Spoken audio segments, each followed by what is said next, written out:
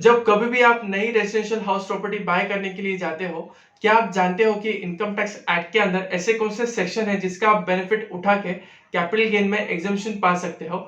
आज के वीडियो में हम इन्हीं दो सेक्शन के बारे में डिस्कस करेंगे जो है 54 एंड 54F। वेलकम टू फिनोदा and I am CA Purvesh Chordia. अभी हम डिस्कस करेंगे सेक्शन 54 के बारे में जो कि रिलेटेड है capital gain on sale of residential house property. Section 54 के जो मेन 6 कंडीशंस है उसको हम एक एक करके समझ लेते हैं। फर्स्टली जो कंडीशन है वो है सेक्शन 54 का बेनिफिट सिर्फ इंडिविजुअल एंड एचयूएफ को ही क्लेम करते आएगा। मतलब कि ये सेक्शन का बेनिफिट कोई partnership firm, AOP, BOI, private limited company claim नहीं कर सकते। जो सेकंड कंडीशन है वो है इंडिविजुअल या एचयूएफ कोई कैपिटल एसेट जब सेल करते हैं वो कैपिटल एसेट सिर्फ रेजिडेंशियल हाउस प्रॉपर्टी होनी चाहिए इस सेक्शन का बेनिफिट उठाने के लिए। यानी कि इंडिविजुअल या एचयूएफ कोई अदर कैपिटल एसेट जैसे कि लैंड, गोल्ड एक्सेट्रा सेल नहीं कर सकते इस सेक्शन का बेनिफिट उठाने के लिए। जो कैपिटल एसेट होनी चाहिए वो सिर्फ होनी चाहिए residential house property. Third condition है इंडिविजुअल या एचयूएफ जो भी रेजिडेंशियल हाउस प्रॉपर्टी सेल कर रहे हैं वो लॉन्ग टर्म कैपिटल एसेट होनी चाहिए। Long term capital asset residential house property तभी होगी जब उसका holding period before the date of transfer more than 24 months होगा।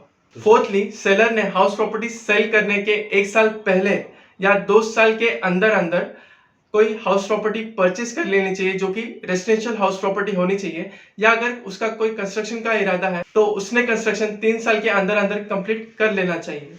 अभी आपको तो नए रेजिडेंशियल प्रॉपर्टी में इन्वेस्टमेंट तो करनी है, बट किसी कारणवश आप वो इन्वेस्टमेंट नहीं कर पा रहे हो तो before due date of filing your income tax return आपको वो amount capital gain account scheme में डिपॉजिट करनी पड़ेगी। ये तो हो गई एक प्रॉपर्टी की बात। मान लीजिए अगर आपका कोई कैपिटल गेन की अमाउंट 1.5 करोड़ है और आपने कोई नई प्रॉपर्टी में जो इन्वेस्टमेंट किया है उसका इन्वेस्टमेंट वैल्यू है 70 लाख, तो जो बचा हुआ कैपिटल गेन है वो तो आपका वेस्ट हो गया, उस पर आपको कैपिटल गेन टैक्स पे करना पड़ेगा। बट इसके लिए एक स्पेशल प्रोविजन है, तो उसमें ऐसा है कि आप सेकेंड रेजिडेंशियल हाउस प्रॉपर्टी भी बाय या कंस्ट्रक्ट कर सकते हो, प्रोवाइडेड आपका कैपिटल गेन का जो अमाउंट है वो 2 करोड़ से नीचे होना चाहिए और ये बेनिफिट आप वंस इन लाइफ टाइम ही क्लेम कर सकते हो। जो कंडीशन है वो है सेलर जो हाउस प्रॉपर्टी बाय कर रहा है वो इंडिया में ही होनी चाहिए। यानी कि एग्जम्पशन क्लेम करने के लिए कोई हाउस प्रॉपर्टी अब्रॉड या फॉरेन में बाय नहीं कर सकते हैं। ये सब 6 कंडीशंस फुलफिल होने के बाद seller can claim the exemption on long term capital gain limited to the investment made in the new residential house property. For example, मान लीजिए कोई सेलर ने 1.5 करोड़ की प्रॉपर्टी सेल की और उस पर लॉन्ग टर्म कैपिटल गेन आया 50 लाख का, तो उस सेलर को इन्वेस्टमेंट अंडर सेक्शन 54 करनी पड़ेगी मिनिमम 50 लाख तक की। अगर उसने 40 लाख की इन्वेस्टमेंट की तो बैलेंस 10 लाख के ऊपर उसको कैपिटल गेन टैक्स पे करना पड़ेगा। इसकी एक और कंडीशन आपको ध्यान में रखनी पड़ेगी।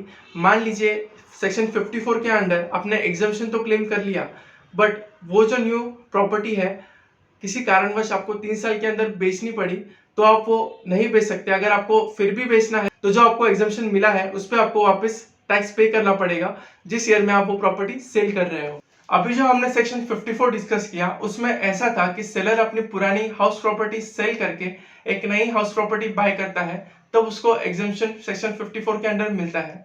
अभी हम आते हैं सेक्शन 54F के अंडर, जिसमें कि सेलर उसकी जो कैपिटल एसेट है वो अदर देन हाउस प्रॉपर्टी होनी चाहिए और वो कैपिटल एसेट सेल करके एक नई हाउस प्रॉपर्टी रेजिडेंशियल जो हाउस प्रॉपर्टी है वो बाय करता है और उसको एग्जम्पशन 54F के अंडर मिलता है।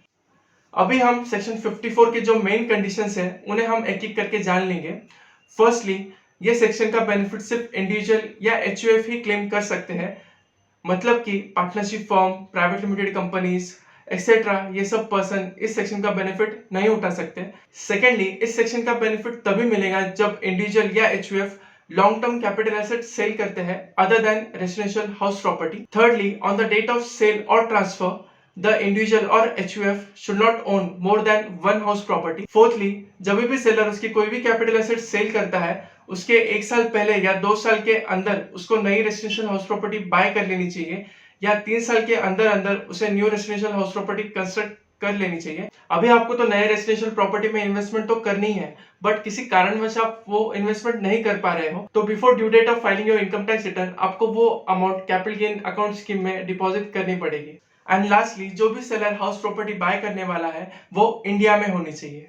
ये सभी कंडीशंस फुलफिल होने के बाद seller can claim benefit under section 54 against long term capital gain subject to अगर सेलर जो भी नई हाउस प्रॉपर्टी बाय कर रहा है उसकी अमाउंट जो उसने कैपिटल एसेट सेल की है उससे ज्यादा होनी चाहिए, तो उसको कैपिटल गेन का पूरा बेनिफिट मिल जाएगा।